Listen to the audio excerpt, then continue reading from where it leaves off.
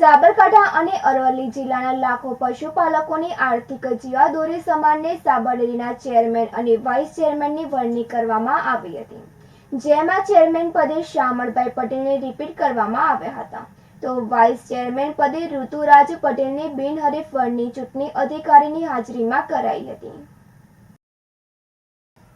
સાબરકાંઠા અને અરવલ્લી જિલ્લાના 4.5 લાખ પશુપાલકોની આર્થિક કરોડરજ્જુ સમાન સાબર ડેરીના નિયામક મંડળની ચૂંટણીમાં ગત માર્ચ મહિનામાં યોજાઈ પૂર્ણ થઈ હતી, પરંતુ ચેરમેન અને વાઇસ ચેરમેનના પદ માટેની ચૂંટણી ગૂંચમાં હતી અને અનેક વિરોધ પ્રદર્શન પણ યોજાયા હતા।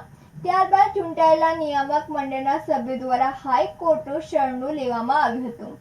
ત્યારબાદ હાઈકોર્ટ દ્વારા જિલ્લા કલેક્ટરને 21 દિવસમાં ચૂંટણી યોજી દેવા માટેનું સૂચન કરતા જિલ્લા પ્રશાસન દ્વારા ચૂંટણી અંગેનું જાહેરનામું પ્રસિદ્ધ કરવામાં આવ્યું હતું। ત્યારે આજે સાબર ડેરીના બોર્ડ રૂમ ખાતે ચેરમેન અને વાઇસ ચેરમેન પદ માટેની ચૂંટણી યોજવામાં આવી હતી। સાબર ડેરીની ચેરમેન વાઇસ ચેરમેનની ચૂંટણી માટે બોર્ડ ઓફ ડિરેક્ટરની પ્રથમ સભા બોલાવવામાં આવેલ હતી, જેમાં અધ્યક્ષીય અધિકારી અને પ્રાંત અધિકારી હિંમતનગર તરીકે મેં સમગ્ર પ્રક્રિયાનું સંચાલન કરેલું હતું। ચેરમેનની પ્રોસિડિંગ દરમિયાન એકમાત્ર પટેલ શામળભાઈ બાલાભાઈનું ફોર્મ મારી સમક્ષ રજૂ થયેલું હતું અને વાઇસ ચેરમેન માટે પટેલ ઋતુરાજભાઈ ડાયાભાઈનું ફોર્મ મારી સમક્ષ રજૂ થયેલું હતું। ચકાસણીના અંતે બંને ફોર્મ યોગ્ય રીતના ભરાઈને મારી સમક્ષ રજૂ થયેલ હોય બંને ફોર્મ મંજૂર કરવામાં આવેલ હતા।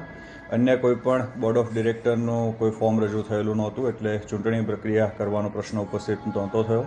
માત્ર એક જ ફોર્મ ભરવામાં આવેલ હોવાથી ચેરમેન તરીકે પટેલ શામળભાઈ બાલાભાઈને વિજેતા જાહેર કરવામાં આવેલ હતા અને વાઇસ ચેરમેન તરીકે પટેલ ઋતુરાજભાઈ ડાયાભાઈને વિજેતા જાહેર કરવામાં આવેલ। જેમાં સાબર ડેરીના વર્તમાન ચેરમેન શામળભાઈ પટેલને ફરી એકવાર ચેરમેન પદ માટે બિનહરીફ વરણી કરવામાં આવી હતી, તો બીજી તરફ વાઇસ ચેરમેન પદ માટે વડાલી બેઠકના સભ્ય ઋતુરાજ પટેલની બિનહરીફ વરણી કરવામાં આવી હતી। સાબરકાંઠા અને અરવલ્લી જિલ્લાના લાખો પશુપાલકોની સીધી નજર સાબર ડેરીના ચેરમેન અને વાઇસ ચેરમેન પદની ચૂંટણી પર મંડાયેલી હતી। જો કે સરકારી રાજકારણમાં છેલ્લા 3 દિવસથી ગરમાવો જોવા મળી રહ્યો હતો। અનેક અટકળો પણ ચાલી રહ્યા હતા, જો કે તમામ અટકળોનો આજે અંત આવ્યો, જેમાં ચૂંટણી અધિકારીની હાજરીમાં બંનેની બિનહરીફ વરણી પણ કરવામાં આવી હતી। સુરેશ થોરી સાથે નંદિની જોશી, સિટી ન્યૂઝ, હિંમતનગર। સૌને પહેલાં મારા નમસ્કાર। આજે સાબર ડેરીની ચૂંટણીની અંદર ગુજરાત સરકાર સંગઠન ભાજપે અમને જે જવાબદારી સોંપી છે એ પહેલો એમનો ખૂબ ખૂબ આભાર માનું છું। સાબરકાંઠા જિલ્લાના 3 લાખ પશુપાલકોના હિત માટે સાબર ડેરીમાં ત્રીજી વખત ચેરમેનની પોસ્ટ મને મળી છે, તો આપણા જિલ્લાના ખેડૂતો માટે, પશુપાલકો માટે સારી રીતે સારા ભાવ મળે એ દિશામાં હંમેશા મારો પ્રયત્ન રહેશે।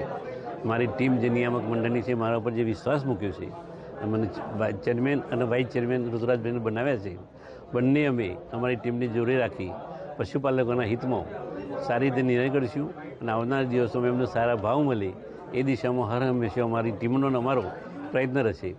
ગુજરાત સરકાર જે અમારા પર આપણા ભાજપ સંગઠન જે અમારા પર વિશ્વાસ મૂક્યો છે અને બંનેને મેન્ડેટ આપી અને જે પોસ્ટ અમને આપી છે, બંને અમે આપણા ગુજરાત સરકાર અને નરેન્દ્રભાઈ અમિતભાઈનો પણ અમે આજની તબક્કે આભાર માનીએ છીએ।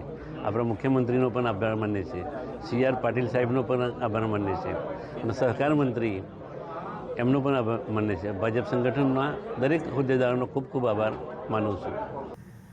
હિંમતનગરના હસ્તિનાપુર રેસિડેન્સીમાં ₹1.70 લાખની મત્તાની ચોરી થઈ હતી। સાબરકાંઠા જિલ્લાના હિંમતનગરના હસ્તિનાપુર રેસિડેન્સીમાં ₹1.70 લાખની મત્તાની ચોરી થઈ હતી। તસ્કરોએ બંધ મકાન નંબર 130માં ત્રાટકી ₹1.70 લાખની મત્તાની ચોરી કરી હતી, જેમાં તસ્કરોએ ઘરની લોખંડની બારીનો સળિયો તોડી અંદર પ્રવેશ કર્યો હતો અને ત્યારબાદ તસ્કરોએ તિજોરીમાંથી સોનાના દાગીનાની ચોરી કરી ફરાર થઈ ગયા હતા અને ચોરી દરમિયાન સીસીટીવી સામે આવતા ચોરી કરનાર એક તસ્કર સીસીટીવી કેમેરામાં જોવા મળ્યો હતો। આ સમગ્ર ઘટનાની ફરિયાદ એ ડિવિઝન પોલીસ સ્ટેશનમાં નોંધાઈ હતી, જેથી પોલીસે તપાસ હાથ ધરી હતી। સુરેશ થોરી સાથે તનિષા પરમાર, સિટી ન્યૂઝ, હિંમતનગર.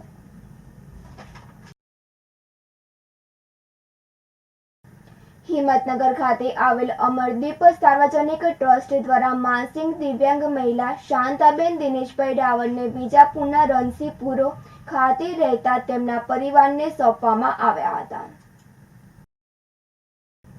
હિંમતનગરના અમરદીપ સાર્વજનિક ટ્રસ્ટ સંચાલિત મંદબુદ્ધિ મહિલા આશ્રમમાં બિનવારસી બહેનોને આશરો આપી પરિવારથી પણ વિશેષ કાળજી લેવામાં આવે છે. 2 ટાઈમ ભોજન તથા મેડિકલ ટ્રીટમેન્ટ આપી તેમની માનસિક સ્થિતિમાં સુધારો થાય તેવા પ્રયત્નો કરવામાં આવે છે. સાથે આશ્રમના પ્રમુખ સુરજભાઈ અને ટ્રસ્ટી મંડળના માર્ગદર્શન હેઠળ સેવા સાથે પ્રેમ, લાગણી અને હૂંફ મળતા તેઓ પોતાના ઘરનું સરનામું બોલતા થાય છે. તેમાં પરિવારનો સંપર્ક કરી પુનઃ મિલન કરવાની સુંદર વ્યવસ્થાનું આયોજન કરવામાં આવે છે. જેમાં પ્રાંતિજ પોલીસ સ્ટેશનથી અમરદીપ સાર્વજનિક ટ્રસ્ટને Hansalpur panchayat post Virpur Prantij police station તથા કર્મચારીઓ સંસ્થાને શાંતાબેનને સોંપવામાં આવ્યા હતા. જેમાં તારીખ 9/9/2024ના રોજ તેમને અમરદીપ સાર્વજનિક આશ્રમમાં સોંપવામાં આવ્યા હતા અને ત્યારબાદ તારીખ 2/10/2024ના રોજ શાંતાબેન દિનેશભાઈ રાવળને તેમના પરિવારને સોંપવામાં આવ્યા હતા. જેમાં ટ્રસ્ટના પ્રમુખ સુરજભાઈ, મંત્રી કિરીટભાઈ, અમૃતભાઈ પંચાલ હાજર રહ્યા હતા. બિંદેશ માંડલિયા સાથે તનિષા પરમાર, સિટી ન્યૂઝ, હિંમતનગર.